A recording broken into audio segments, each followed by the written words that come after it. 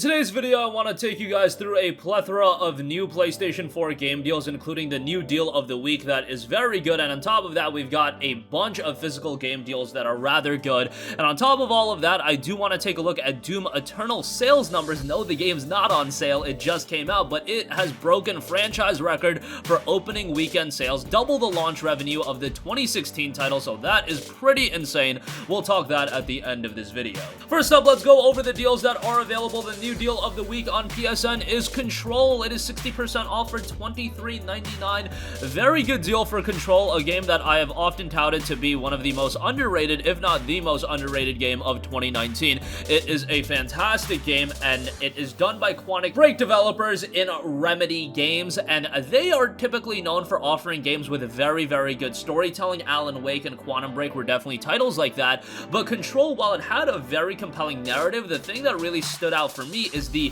absolutely ridiculously fun gameplay. The gameplay in Control is fast, it's fluid, it's satisfying, there's a lot of depth to it. It's just a very fun game, and it has that little bit of challenge that definitely adds another layer to it.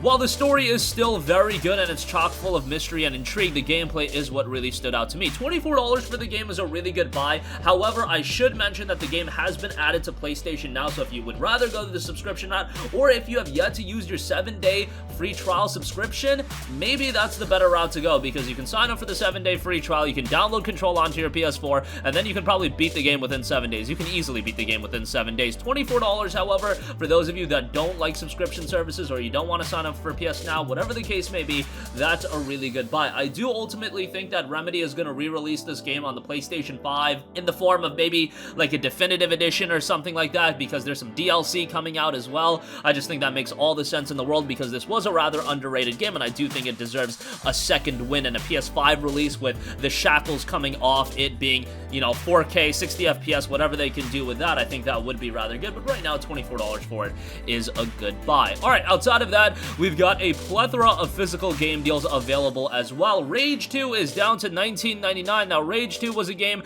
that I was not super high on. It was done by Avalanche, but it is a pretty decent open-world first-person shooter. Do not expect a super compelling narrative out of this one. However, the gameplay is very good. From a first-person shooter standpoint, the gameplay is excellent. The open world is decent. There's a pretty good amount of content here, but if you just want a no-nonsense first-person shooter that's in an open-world environment, I do think it's pretty good, given that Avalanche gave some of their help in crafting this game. Its open world definitely resonates from an Avalanche standpoint. $20 for it, I think, is pretty good. The initial $60 price point was a little bit too high, however, at $20, a much better pickup. Next up, Outer Worlds is down to $34 on Amazon as well. I believe this is a new low for the game. This has been holding up in price quite a bit for the PlayStation 4 version. Obviously, a game done by Obsidian, which on the PS4 and PlayStation in general, it looks like we're not going to be enjoying Obsidian games any longer, as they have been acquired by Microsoft. Nonetheless, The Outer Worlds was a pretty good way to go out. A new single-player first-person sci-fi RPG. And the thing about Outer Worlds is, while it is a sci-fi, you know, this first-person RPG reminiscent of a game like Fallout or maybe even an Elder Scrolls title in terms of design, it definitely is a little bit shorter in length and it gets to the point a little bit quicker. However, Outer Worlds is also incredibly replayable in the sense that there is quite a bit of decision making, and it makes every playthrough a little unique. And I was honestly a little bit of a fan, I would say a big fan, of the fact that it didn't elongate itself with a lot of you know, useless content and content that really didn't need to be there. Sometimes a game doesn't need to be 60 or 70 hours long. Sometimes I can enjoy a 20 to 30 hour RPG and have a really good time. Even 40 hours if you really want to explore every nook and cranny. And again, the game is very replayable at $34. I think it's a very good pickup right now. Next up, Medieval is down to $20. This is a game that released at $30, and it's actually available for like 30 cents cheaper on the PlayStation Store right now. However, if you want a physical copy of the game, $20 for it, I would say, is a very good buy. I was always saying that $30 for the initial release was a really good buy, but some critics were not as big of a fan of this. Look, this is a game that's going to resonate with you if you are nostalgic about Medieval. If you're not a big fan of Medieval and you're getting into it for the first time, yeah, you can definitely have some fun with it, but its quality is accentuated with that nostalgia element as well, for sure. I really enjoyed the game, but I was a big fan of Medieval back in the day. I played it on the PSP, I played it on the PS1, and revisiting it on the PlayStation 4 was quite enjoyable. So for $20, I think that is a very, very good pickup. And again, initially at $30, it was already at a great price, but $20 makes it even sweeter. All right, next up, I do want to mention a couple of deals outside of Amazon. Walmart.com has got Kingdom Hearts The Bundle, the story so far, down to $18. This is kind of crazy. You get Kingdom Hearts 1.5, 2.5, as well as 2.8. So this is all of the content to lead up to Kingdom Hearts 3.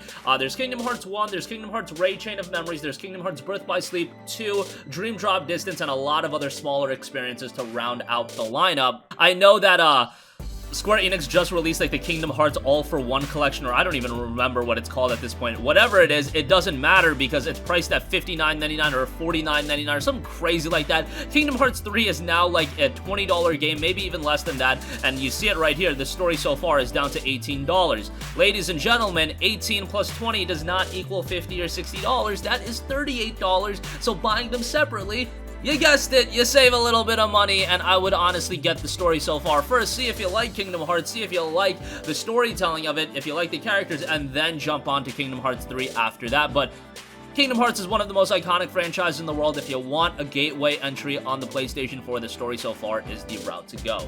Alright, lastly, a couple of deals from Best Buy as well. Marvel Spider-Man Game of the Year Edition is 50% off, down to $20. Very good deal here. Marvel Spider-Man is a game that I feel like the majority of you guys should own, but if you don't, this is the route to go. And if you, for whatever reason, maybe you picked up the game at launch, maybe you traded it in, sold it, gave it to a friend, I don't know what you guys are doing with games you already beat. This version, of course, includes all the DLC that I know a lot of you guys probably missed out on. Now, it includes all the DLC in a voucher, so if you're planning on getting this and having all the DLC on disc and then you can give it to a friend or something, be mindful of that. When you loan it to a friend, they're not going to have the DLC. The DLC includes The City That Never Sleeps, and there's 3 episodes with that, and they're all quite good. Not quite as good as the main game, but very good in its own right. You've got additional missions and challenges, and of course the base Spider-Man game is really good and very much worth a playthrough. $20 for all that content is really great. And lastly, Shadow of the Tomb Raider Definitive Edition is $15 off of its standard $39.99 price point. It is down to $24.99. Fantastic buy on this. Shadow of the Tomb Raider was not my favorite Tomb Raider game in this series. I still thought it was a good game. I thought from a gameplay standpoint it was really strong. The story was not anything to write home about, and that was kind of unfortunate because I thought in the first title of the reboot series, Tomb Raider 2013, that was really good. ROTR was really good, and SOTR was very much a step backwards from a narrative standpoint. However, gameplay was really good.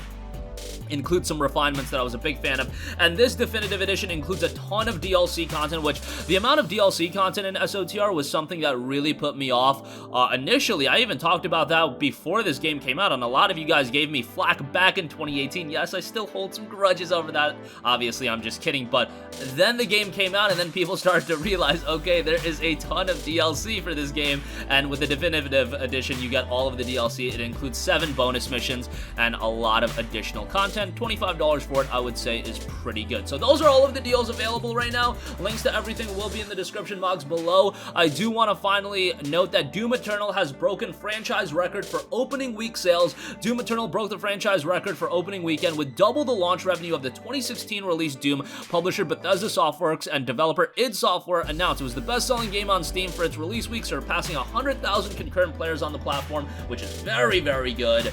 And the game did launch for PS4, Xbox One, PC, and Stadia, and is due out for Switch at a later date. And that is incredible to see that Doom Eternal did this well.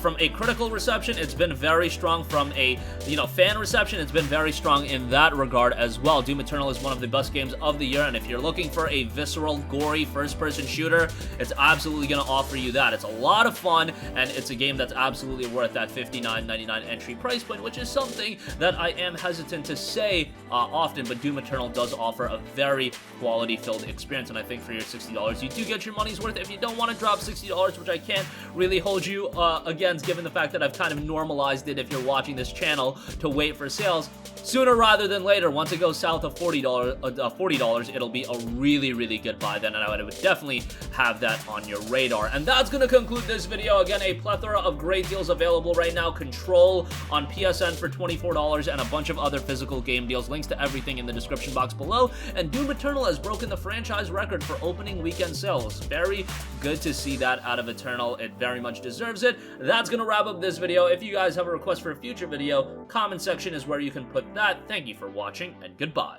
Hey guys, we hope you enjoyed the video, and if you did, make sure to hit the subscribe button, and if you're already subscribed, do us a favor and hit the bell icon. This way you'll be notified whenever we post a new video. That's the best way to keep up with all of our uploads, and we usually try to upload 2 videos a day. And with the bell icon hit, you'll be notified whenever we do upload a video. As always, thanks for watching.